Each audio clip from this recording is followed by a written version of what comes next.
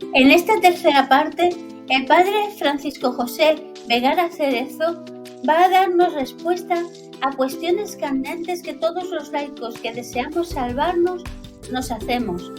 No llega al cuarto de hora. Escucha con atención hasta el final. Y no olvides suscribirte y darle a la campanilla y al like para que esta entrevista llegue a más gente con tus mismas inquietudes. Gracias por todo.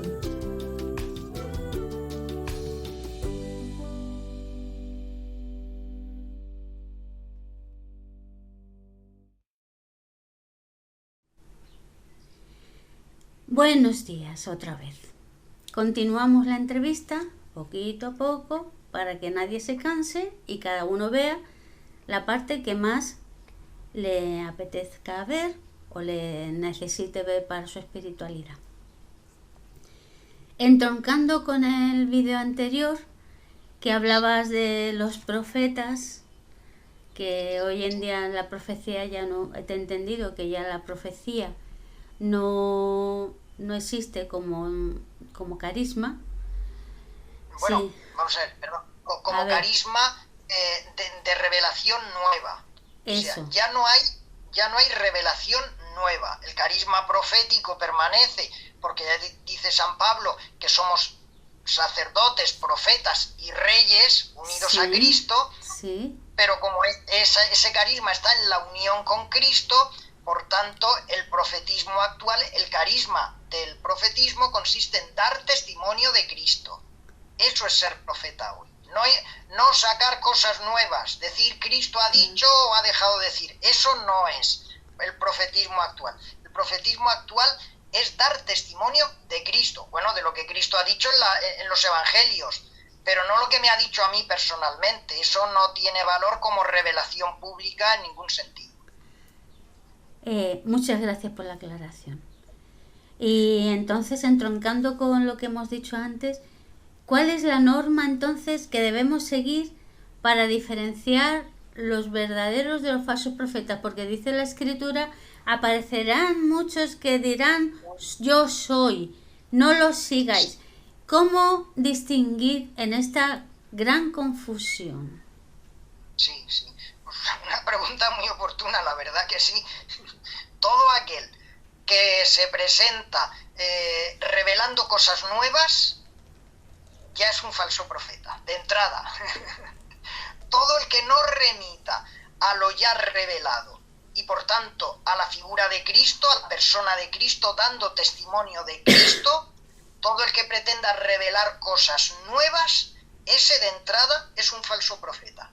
Porque ese carisma, el de la nueva revelación, ya no existe. Ese se cerró, se terminó con la muerte del último apóstol. Ya no puede haber revelaciones nuevas. Puede haber explicitaciones de lo ya revelado. Puede haber explicaciones. El magisterio de la Iglesia lo que ha ido haciendo es eso. Es sacar del contenido de la revelación cosas para explicarlas, para explicitarlas, pero nueva revelación estrictamente no puede haber. Y el que se arrogue esa facultad es un falso profeta. Eso de entrada. De acuerdo. Contestada la pregunta. Sí, la cuestión es que muchísima gente se presenta, pues eso, como el sumo sacerdote de la nueva alianza. Claro, parece que todo el que diga que el León no es verdadero papa, ya se convierta él mismo en papa. Y eso no es así. Ni tiene autoridad magisterial, ni menos todavía tiene autoridad profética para revelar contenidos nuevos. Eso no tiene encaje ninguno en la doctrina católica. Pero hoy parece que mucha gente pierde la cabeza en todos los sitios y hay que llevar mucho cuidado. Hoy más que nunca, estar despierto significa tener siempre levantadas las antenas críticas. Primero de todo, tener una formación al menos elemental pero sólida, y luego tener levantadas las antenas críticas para darse cuenta de que cuando algo chirría hay que salir corriendo. Y para darse cuenta de eso, fundamental, como tú me dices siempre, la oración. Sí, Mínimo, que te digo yo, un cuarto de hora de oración todos los días bueno, mínimo, porque si no, es lo que que, lo que se lo que cada pueda, uno pero pueda que en su mínimo que de... situación. Sí, lo que cada uno pueda en su situación, porque la cuestión es la docilidad. Hay que empezar siendo dóciles desde la oración.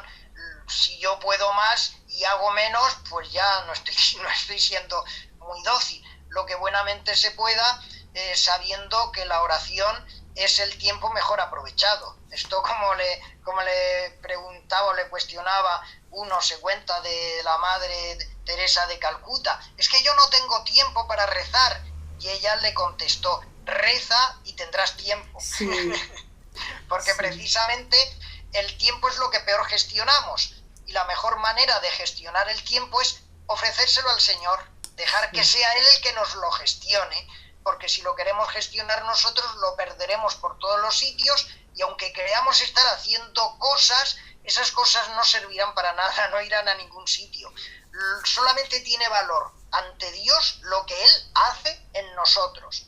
Por tanto, pues lo primero que hemos de hacer es ofrecerle el tiempo en la oración, ofreciéndonos nosotros mismos y dejar así que Él obre en nosotros, porque eso será lo único que tenga valor. Todo lo demás, aunque hayamos ganado el premio Nobel de lo que sea, en realidad será una pérdida de tiempo ante Dios. Para ganar el tiempo, lo primero Hay que hay que que hacer pedir. es ofrecérselo a Dios. Así de claro. Exactamente, exactamente. Se dice que hay que decir el pecado, pero no el pecador. Y yo Es digo, correcto verlo así. y yo digo que hay que maldecir al pecado, pero no al pecador. ¿Estoy en lo cierto? Y, Sí, sí. El y, pecado está maldecido por Dios, eso está más claro que el agua. pero el Bueno, pecador, el ¿quién? pecador no. Otra cosa, claro, otra cosa es lo que algunos dicen. Sea el pecador que sea, se puede bendecir. Bueno, cuidado, cuidado. Se puede bendecir si esa persona tiene una mínima disposición ante Dios, si tiene una mínima disposición de conversión. Si sigue aferrado a su pecado, lo que se puede hacer es pedir su conversión.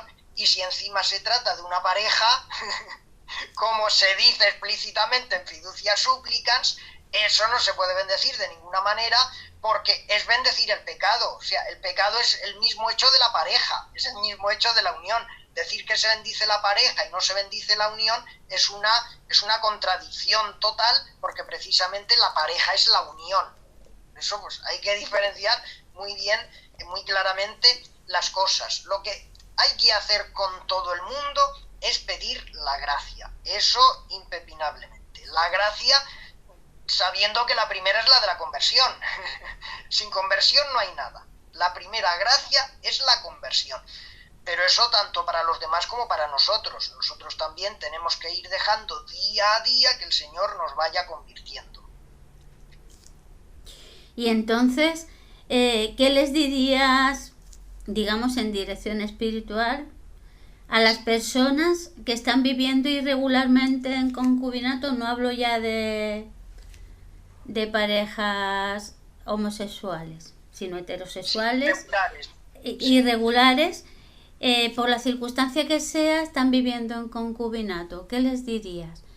Bueno, Con respecto a su situación y con respecto a los sacramentos. sí, eso lo dejó muy clarito Juan Pablo II.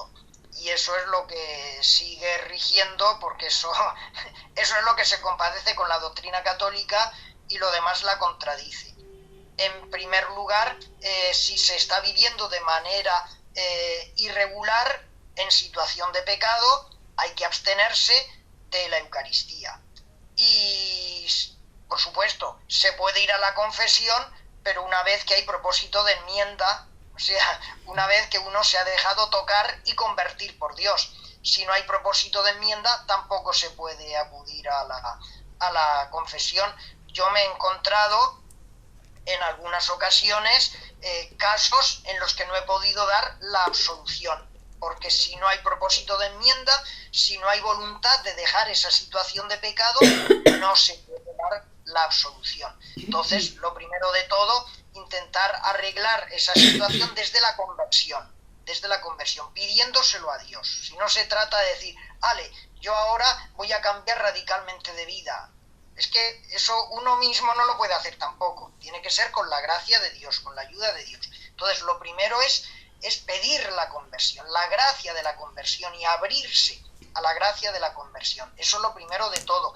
E iniciar ese proceso de conversión, de manera que cuando uno ya tenga propósito y lo pueda hacer y lo esté haciendo, de dejar esa vida de pecado, entonces podrá confesarse y podrá empezar, una vez que eso ya se haya resuelto mínimamente, volver a recibir la comunión.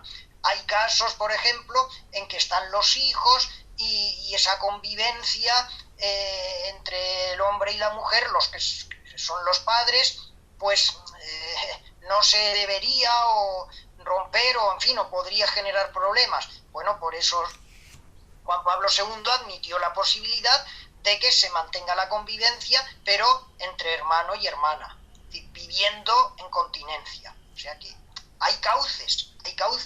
Los dejó marcados Juan Pablo II. Claro, la cuestión es los que se amparan en Amoris Laetitia. Bueno, pero es que Amoris Laetitia es sumamente aberrante, y porque se carga completamente la Veritatis Splendor de Juan Pablo II y se carga toda la moral católica. Vamos a ver, se carga la raíz de la moral católica, que es la objetividad. La objetividad se la carga Amoris Laetitia. Amoris Laetitia presenta como ideal y como marco lo que antes estaba condenado, lo que Juan Pablo II condenó, la moral de situación. Por tanto, Amoris Laetitia es completamente aberrante. Y luego vino la interpretación que hicieron los obispos argentinos, en la que remataron la jugada.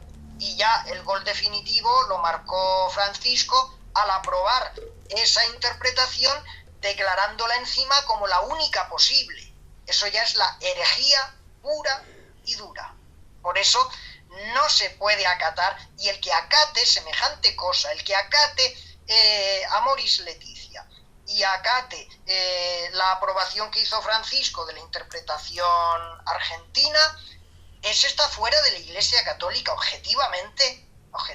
Esto es como el que niega pues la asunción de la Virgen María, el que niega la Inmaculada Concepción. Alguno dirá que estos últimos son dogmas. Pues también está definido dogmáticamente, y ahí está Trento, que no se puede recibir la absolución sin propósito de enmienda y no se puede recibir la comunión cuando se está en una situación de pecado grave sin haber pasado por la confesión.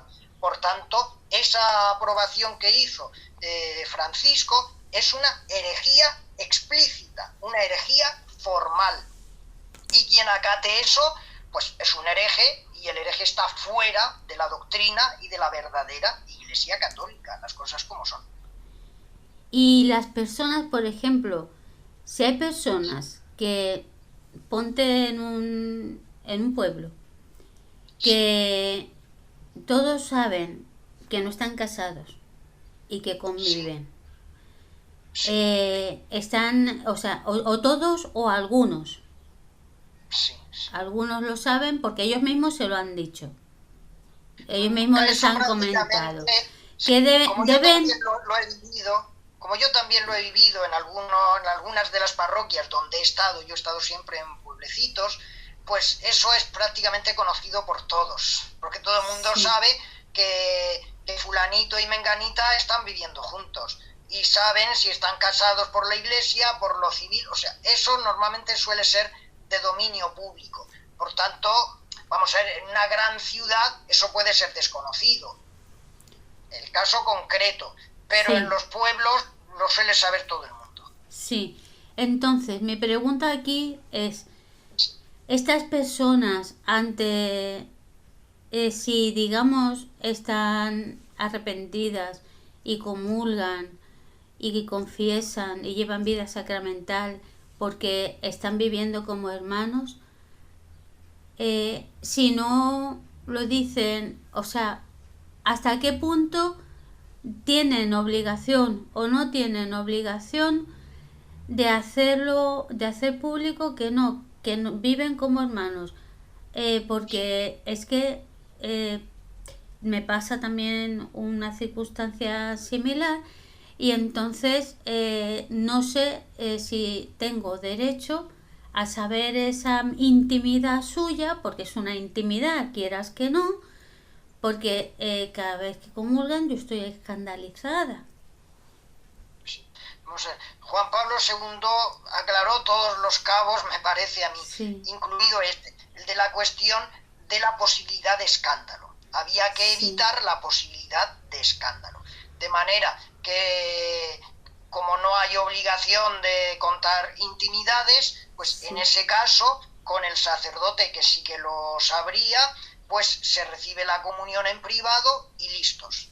Porque ese también es un principio importante. Hay que evitar la ocasión de escándalo. De manera que si ellos están viviendo santamente, pero eso no tiene por qué saberlo nadie, y luego se acercan a comulgar y causan un escándalo general, pues menuda santidad. Es decir, a veces la sensatez está por encima de todo. Hay que evitar la ocasión de escándalo. En ese caso, ¿cómo se arreglaría? Pues dándoles la comunión en privado.